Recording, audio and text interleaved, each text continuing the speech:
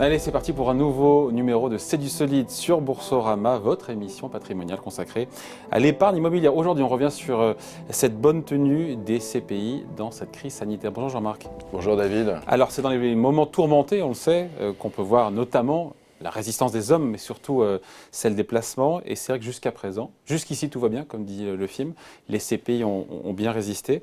Pour ceux qui se demandent pourquoi et comment, c'est pas de la magie, hein. C'est pas le fruit du hasard, je veux dire. Voilà. C'est pas de la magie, et c'est vrai qu'il faut sortir un peu de l'émotion. Clairement, les SCPI ont traversé 2020 de façon tout à fait honorable, puisque elles vont délivrer, elles vont tenir leurs promesses de rendement, elles vont délivrer, je pense, en moyenne, toutes SCPI confondues, donc les nôtres plus, mais quand on fait la moyenne, toutes les SCPI aux alentours de 4,2%. En ce qui nous concerne, on sera plutôt entre 4,4 et 4,8%. Pour Immorente et pour EFIM. Alors pourquoi ? Les gens se disent récession de 8% en 2020, rendement des CPI plus de 4,2%. On dit ouais, il y a un hic quelque part. Enfin, comprenez que certains s'interrogent quand même. Hein. Alors, si on prend les deux grandes classes d'actifs, les bureaux et les commerces, oui. les bureaux n'ont pas été touchés, en tout cas directement, par la pandémie, n'ont pas été fermés administrativement, et la vie économique, même si elle a un peu souffert, a continué de fonctionner. Donc il est normal que les bureaux aient continué même s'il y a moins de gens dedans. De délivrer une performance. Oui, mais pour autant, le bail est signé. Vous savez, en matière d'immobilier, on a une visibilité de 9 ans. Donc on a une très bonne visibilité. Et s'agissant des commerces, ils ont été très aidés par le gouvernement. Ils ont finalement fermé qu'une partie seulement de l'année. Et d'ailleurs, au moment où on se parle, la quasi-totalité des commerces sont ouverts, dans des conditions un peu restreintes, mais ils sont néanmoins ouverts. Les seuls qui aujourd'hui sont fermés, c'est les commerces de plus de 20 000 m². Nous, on n'en a pas. Et les restaurants et les salles de spectacle qui constituent une minorité de notre patrimoine. Donc la fermeture, pardon, on est dans l'actu là, mais la fermeture donc, des grands centres commerciaux de plus de 20 000 m², pour vous, ça ne vous touche pas ? Ah, pas du tout, puisqu'on n'en a pas.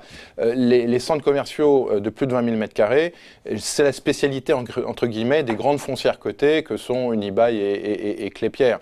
20 000 m² de centres commerciaux, si vous voulez, ça coûte plusieurs dizaines, plusieurs centaines de millions d'euros, et les SCPI, traditionnellement, ne sont pas suffisamment grosses pour acheter ce type d'actifs qui, aujourd'hui, souffrent beaucoup. Donc, on n'en a pas.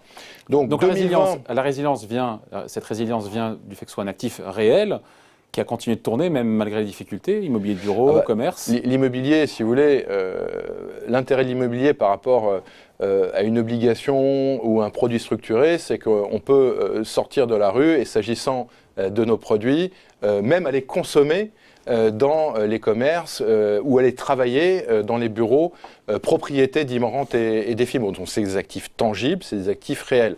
Donc 2020, ça a été une année compliquée. Les CPI ont véritablement, je pense, tenu leurs engagements de rendement. Et 2021... Voilà, parce que c'est bien. 2020, en même temps, année de récession de 8%. On attend une croissance cette année entre 3, 4, 5, 6%. Ce n'est pas encore évidemment très bien calé. Ça dépendra de plein de paramètres sur lesquels ni vous ni moi n'avons la main, notamment cette campagne de vaccination. Est-ce que vous êtes aussi confiant sur cette résilience sur 2021 parce que le plus gros du choc est passé, ou parce que peut-être qu'il y aura des faillites et donc des stigmates qui vont devoir être gérés par les gestionnaires ? On est assez confiant pour 2021. Le plus gros du choc est passé pour les commerces, puisque on va quand même, je pense, être dans une sortie progressive de cette crise sanitaire. Et donc, il va y avoir sans doute ce qu'on appelle le revenge buying, le revenge consuming, toute cette épargne qui a été constituée pendant l'année 2020, quelque part brûle un peu les mains des Français, alors, malheureusement pas de tous, mais en grande majorité. Et, il y a la peur du chômage aussi quand même. C'est normal, mais vous savez, quand on sort progressivement d'une crise, c'était une crise importante, cette crise sanitaire, j'ai tendance à parier qu'il va y avoir une consommation qui va reprendre. Donc pour les commerces en 2021, nous estimons que nous sommes confiants. Pour les bureaux, c'est moins enthousiasmant dans la mesure où il va y avoir, même si, comme vous le dites, en 2021, il y aura une croissance économique de l'ordre de 3-4%, certains même disent 6%, il y a quand même eu un choc économique.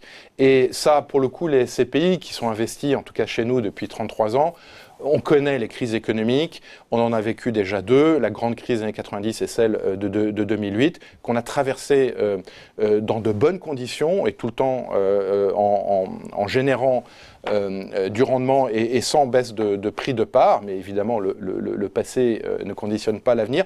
Pour autant, ce qui va, je pense, nous permettre de traverser 2021 en bureau dans des conditions favorables, c'est le fait que, comme toujours, il faut avoir des bons emplacements, il faut avoir des bons locataires et il faut avoir des bonnes équipes.